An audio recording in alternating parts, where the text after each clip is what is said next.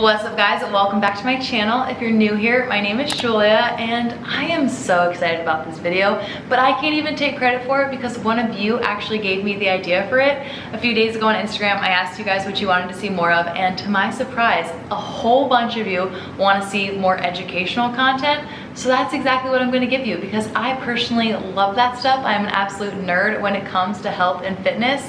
So this type of video is right up my alley. We're going to be talking about the 3 major compound lifts, and then I'm also going to be talking about my key exercises for each of the major muscle groups, exercises that are just staples in my workouts, exercises that I love and that I do every single week. So we're going to be talking about cueing for those exercises, form tips for those exercises.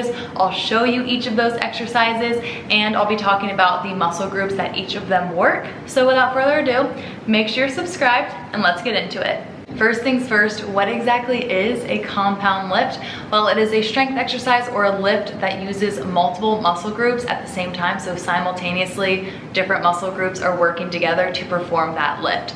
The 3 major compound lifts are the bench press, the squat, and the deadlift. So just know, whenever we're talking about the 3 major compound lifts, your bench press, your squat, your deadlift, it's never gonna be just one muscle getting you through the exercise and one muscle getting stronger as you do the exercise.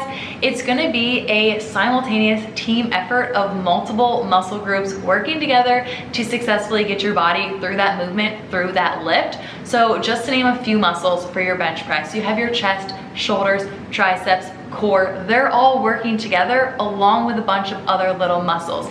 When it comes to your deadlift, you have your hamstrings, your glutes, your back, your traps, your hips, your core, along with a bunch of other little muscles. And when it comes to your squats, you have your hamstrings, your quads, your calves, your glutes, your core, and a whole lot more that is working to help get your body through that lift. And the compound lifts kind of get their name for a reason. Since it's not just one muscle working, and since it's a ton of muscles working together, that is why they are compound, because you are strengthening so much more than one thing. They kind of make you that like well-rounded athlete that everyone strives to be, or at least I think a lot of people strive to be, because you're strengthening so much more than one thing. It's kind of like killing multiple birds with one stone, because so much is working together at one time. All right, now let's actually take a look at each of the 3 major compound lifts so you guys can get a better understanding and actually visualize what I'm talking about.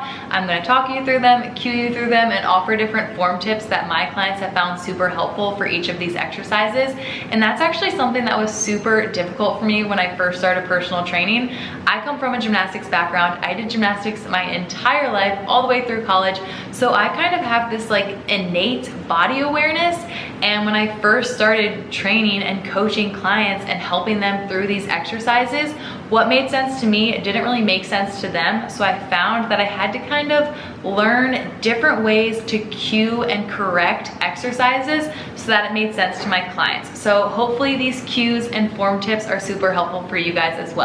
First up, we've got the bench press, and whether you're doing this with a barbell or dumbbells, you want to think about keeping that weight centered over top of your chest, not your shoulders and not your face. As you lower, you want elbows to be at about a 45-degree angle, so not straight out to the side, but also not close into your body, keeping your core braced the entire time and breathing out as you press that weight back up. It'll help you feel a whole lot stronger. Next up, we've got the back squat. Once again, you want to make sure that that weight is centered over top of your body so the barbell isn't leaning one way more than the other, mainly just for safety reasons.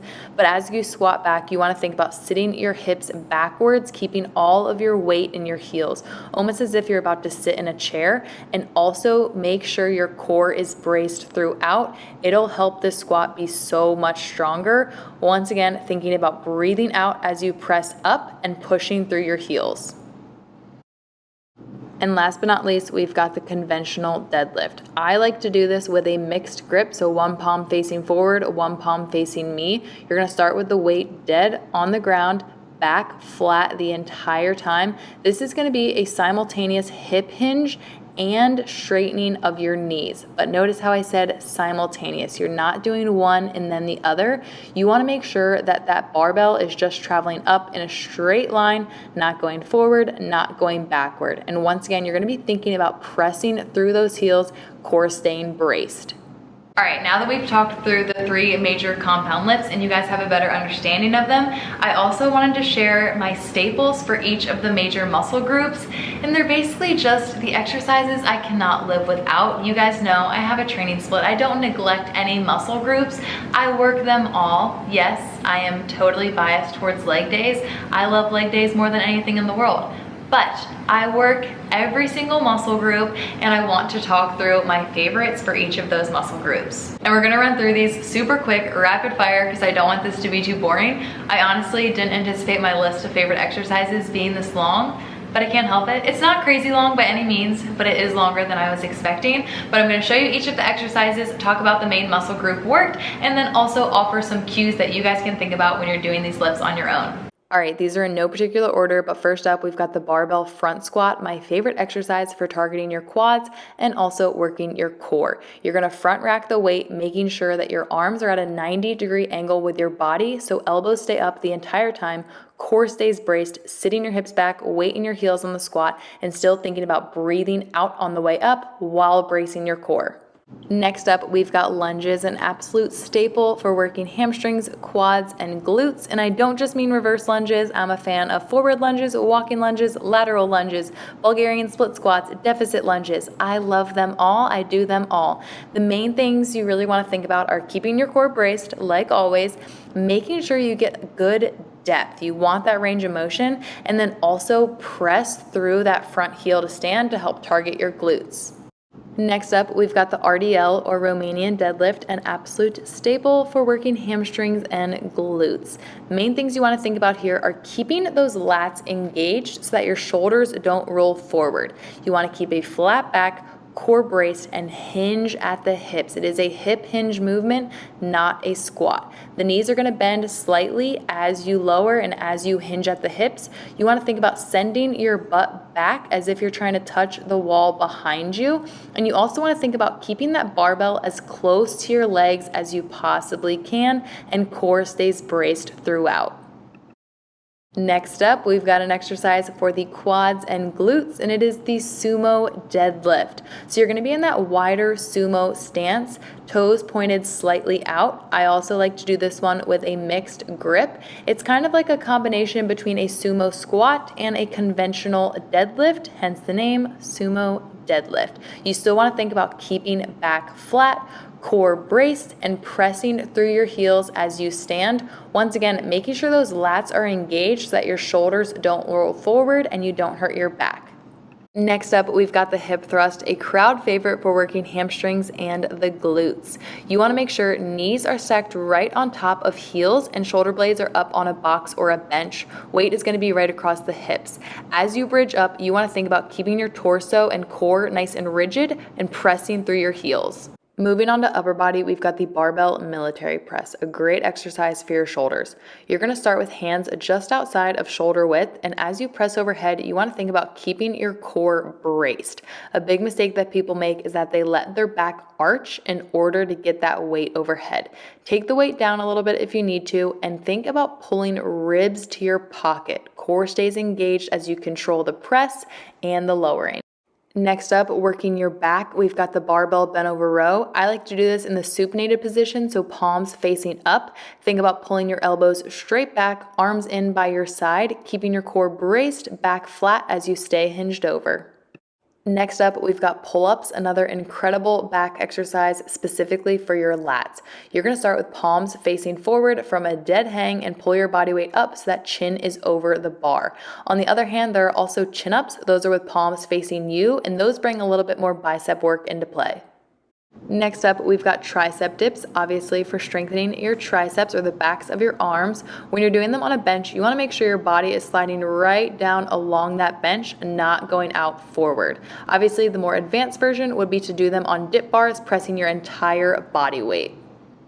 I could go on forever, and there's probably so many exercises I missed, but last one for now is going to be push-ups, working your chest and triceps. You want to think about keeping a straight body line, core braced, and head in line with the rest of your body. If your elbows are out wider, it's going to target more chest, and if your elbows are in more narrow, it's going to target your triceps more.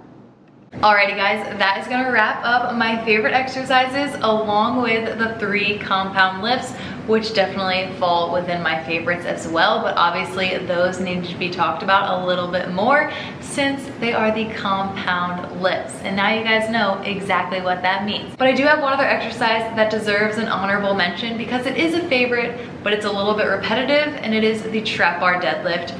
I'm obsessed with that exercise. I feel so freaking strong when doing it, and it is definitely a favorite of mine. But once again, we already mentioned conventional deadlifts, so I didn't want to add another one to the list, but just know I'm absolutely obsessed with them.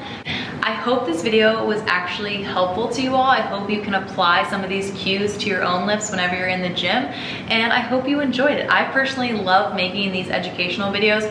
I try to kind of simplify them as much as possible so that you guys can actually understand it. So let me know if you want me to get a little bit more scientific or if you want me to simplify them even more, because those are definitely things that I can do.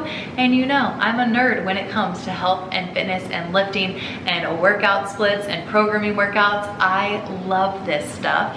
So if you want to see more videos like it, just let me know. If you did like this video, make sure to give it a like, make sure you're subscribed, and I will see you all next time. Bye.